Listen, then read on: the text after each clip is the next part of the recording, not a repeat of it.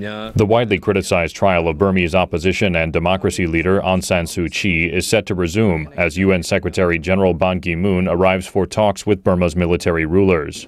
Mr. Ban hopes to persuade the Burmese junta to release political prisoners, including Aung San Suu Kyi, in advance of an election next year. Mr. Ban acknowledges the sensitivity in the timing of his trip.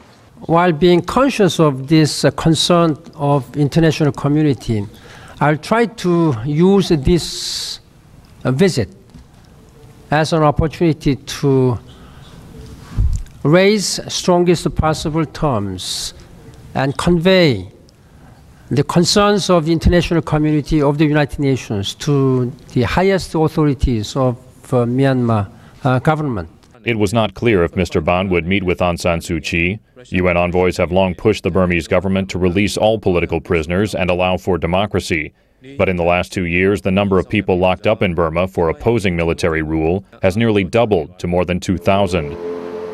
Benjamin Zawacki of Amnesty International in Bangkok says the arrests are part of the military's plan to stamp out the opposition ahead of next year's controversial elections.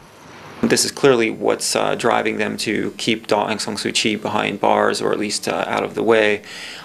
They've effectively locked up the opposition and thrown away the key. And I say thrown away the key because they've sentenced them to extraordinarily long prison terms and sent them to the furthest borders of the country. Aung San Suu Kyi's National League for Democracy party won Burma's last elections in 1990, but the military never allowed them to take power. The military government has since kept the Nobel Peace Prize winner under house arrest for more than 13 years.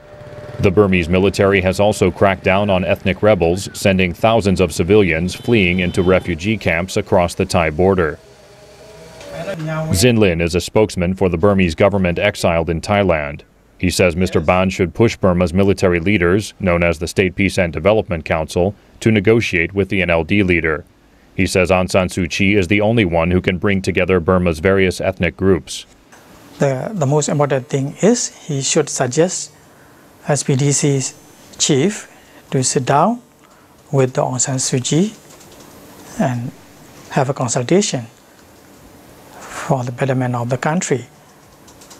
So without this, the consequences may not be a good one.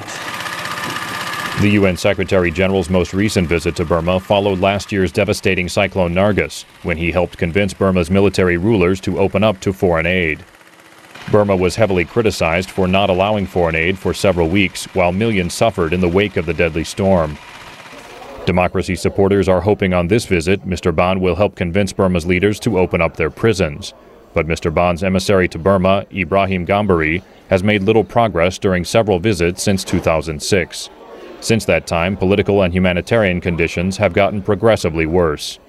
Daniel Schearf, VOA News, Bangkok.